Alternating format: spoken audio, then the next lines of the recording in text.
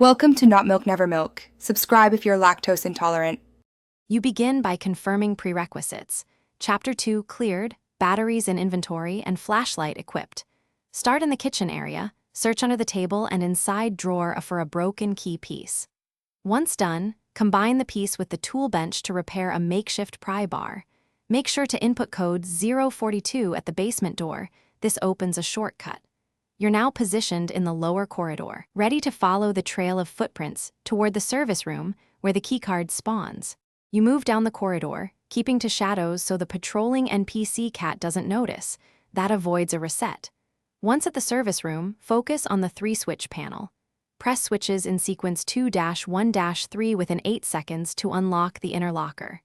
Then, inspect filing cabinet B and the vent above the locker. One of these contains the keycard. If the switch puzzle fails, step back, catch your breath, and retry the time sequence deliberately rather than rapidly. You open the unlocked locker and claim the keycard from a foam pouch. Pick it up to register it in your inventory.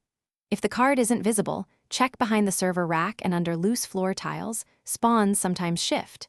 If the game prevents pickup, reload your last checkpoint or restart the app. This clears most spawn glitches. Finally, once you have the keycard, use it at the maintenance door to progress. Make sure to swipe slowly to avoid timing errors.